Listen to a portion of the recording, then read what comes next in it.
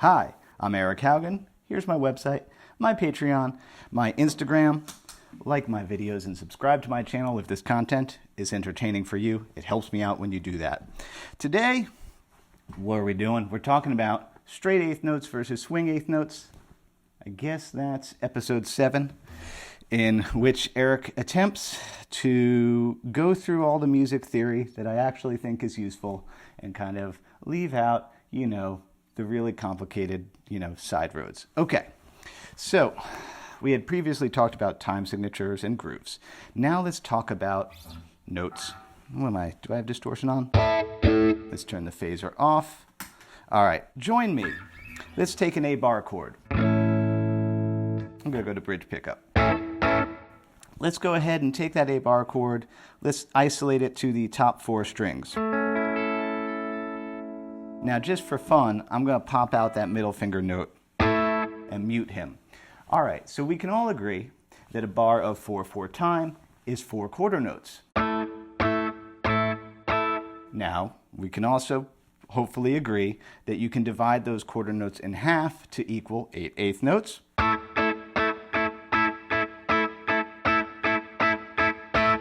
Now, of course, we're not going to deal with these too much. You can divide those again to get 4 sets of 16th notes. Is that too loud? Yeah, it's good. Now, there's nothing that says that's the only way you can divide time. So swing time or swung eighth notes, to quote Wes Anderson, to quote Owen Wilson from Royal Tenenbaums, what swing time presupposes is you can cut that beat instead of into groups of 2 into groups of 3. Let's talk about it using pizza as an analogy. Pizza. You have a pie of pizza. You can cut it in half, and that gives you. But you could also cut that same pizza pie into thirds, like a Mercedes symbol, which I'll never afford, but I like them, into thirds, which would give us triplets. 1, 2, let me turn down. 1, 2, 3, 1, 2, 3, 1, 2, 3, 1, 2, 3, instead of 1 and 2 and 3 and 4 and 1, 2, 3, 1, 2, 3, 1, 2, 3, 1, 2, 3 versus 1 and 2 and 3 and 4 and so you could make an argument that isn't that just 12/8 time? Yeah, some people say isn't shuffle just kind of 12/8? It sort of is. So 12/8 time would be, here, let's put it across the bottom or somewhere, 4 groups of 3,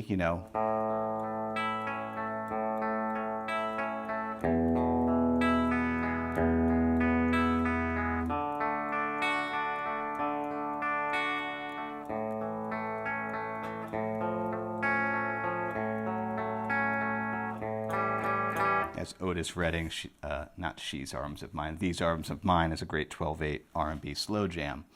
But what swing eighth notes are doing is they're taking 2, let's pull that pizza back up, you're taking 2 of those notes, those first 2 eighth notes, and tying them together, so you end up with, again, back to, no, let's go neck pickup, let's go 5th fret of the E, open E.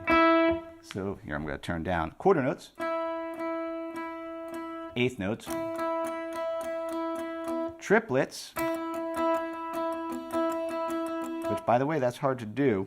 To get that accent right, your hand's going like this, but you're accenting 1, 2, 3, up 2, 3, down 2, 3, up 2, 3. Tie the first 2 together and you get.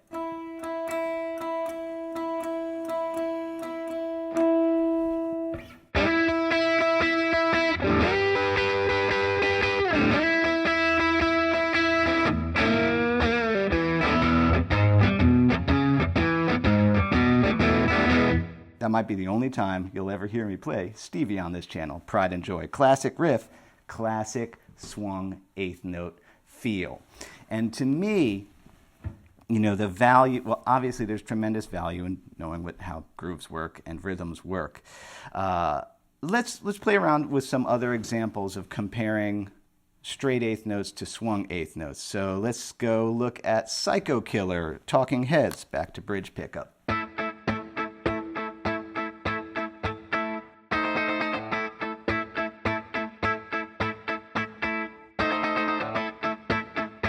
So there's our eighths, right? Even. And those are 16ths. Nothing that says we have to keep that riff that way. What happens if I think about that? There's 1, 2, 3, 4 triplets. And now I'm going to swing that riff.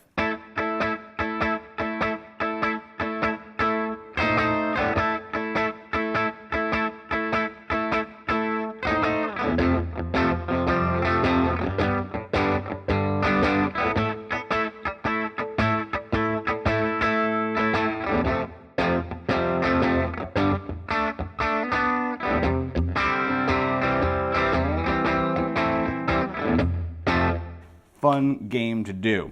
Let's just talk about some songs that are very obviously swung. John Lennon, Instant Karma comes to mind. I'll just leave it in bridge pickup. Great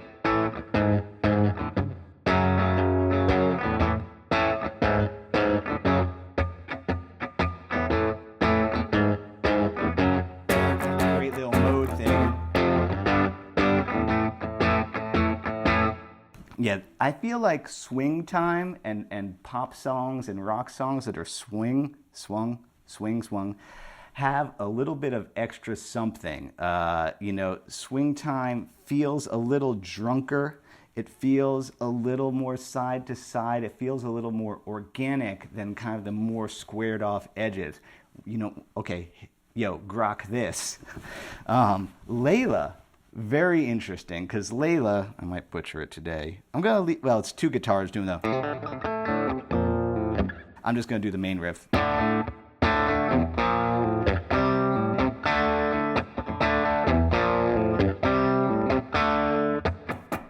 Right? That's straight eighths, right? The original version. Can I play both parts together?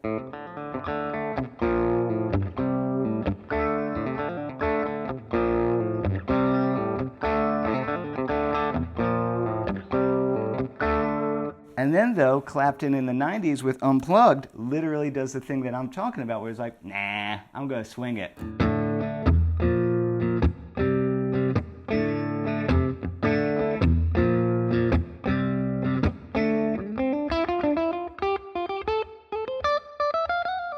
I don't really know the solo, but yeah, that's a really primo example of he totally took a song that was straight and then later on swung it, and that's a really good, you know, for your ears to hear that one. Oh, just for fun game. Let's go back to Pride and Joy, right?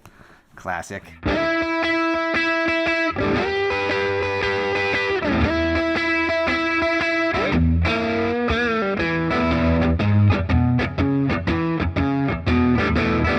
I don't care if I'm playing that right or wrong. Now, what if we straight eighths that? It actually is kind of awesome, and it's kind of new wave.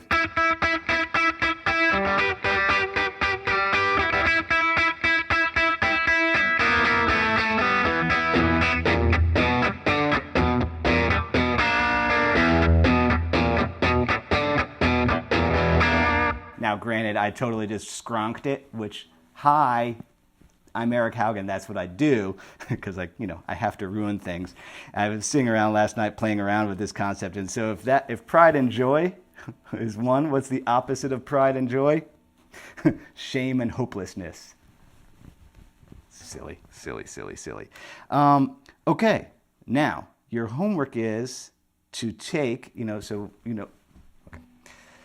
What I'm trying to do here is make it so y'all are free from tablature.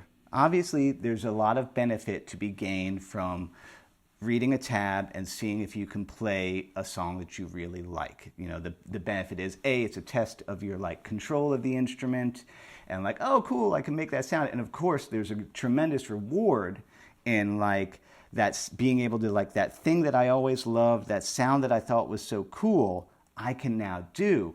Yes, that's awesome.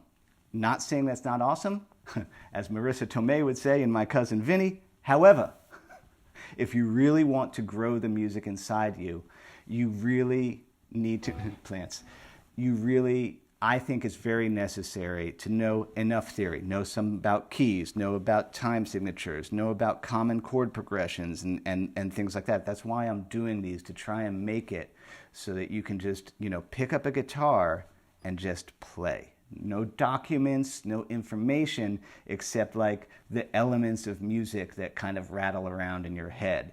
Yeah, so your homework, like we always do, is like, all right, let's go back.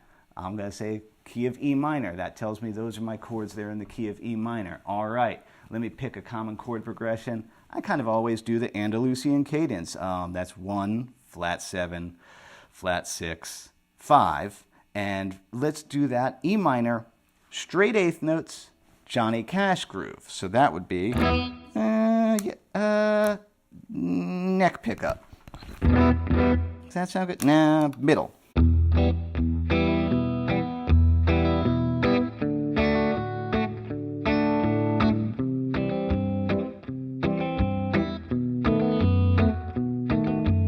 So there's straight eighths.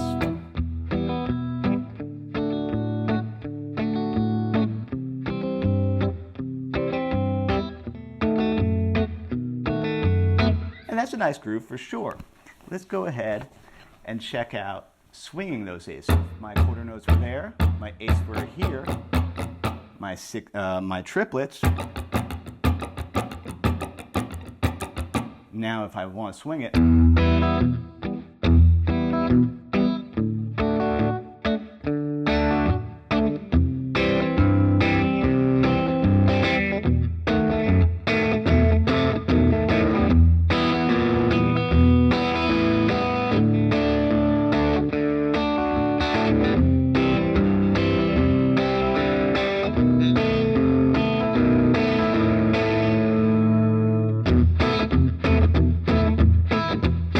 that's all automatically, now I'm just thinking of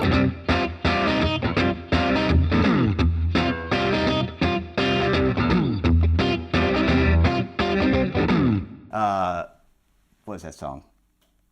That led me to think about one of the most kick-ass swung songs that ever did swing is Queens of the Stone Age, No One Knows. Dave Grohl on drums on that one. That's a deadly awesome example of a great swung time song. But yeah, that's your assignment. Did I cover everything important? Yeah. To notice music noticing, to notice the difference that you always have a choice, that every rhythm and strum pattern I've shown you so far can be straight eighths or swung eighths. That means that every pattern I've shown you or that you get two. It's a twofer. One straight, which I don't want to denigrate straight time too much because I think there's tremendous value in like that kind of driving, kind of the square edges of straight time. But it's fun to know that you can swing things also. Is there anything else I want to play us out with today? Okay, no, let's play some more. Let's take Every Breath You Take, right? Because we got time.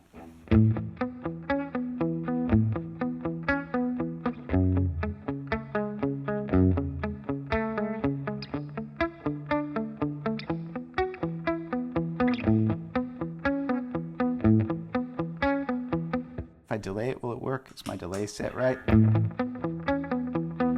Nope. Okay. That's very straight eighths, beautiful straight eighths. I love the Police. I love Andy Summers.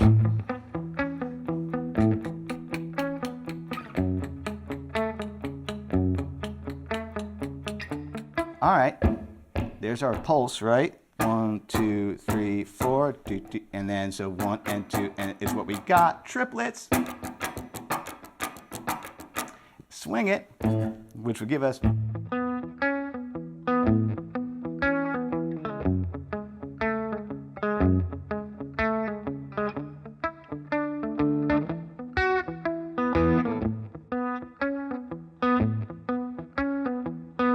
Now, truth be told, a lot of times in rock and roll, it gets a little blurry. There's definitely some songs that blur the line, where the drummer might be pushing it a little straighter and the guitar player might be swinging, or vice versa. I can't think of any examples off the top of my head, but it's definitely something that happens. I think I'll leave it with that for today. Thanks so much to all my patrons and people who subscribe to my channel. Every bit helps, and I truly appreciate it. As Bill and Ted would say, be excellent to each other. My little addition to that is, that includes yourself too. Until Next week, what am I going to do next week? I think I'm going to be back with some Gillian Welch transcription / arrangement work. All right.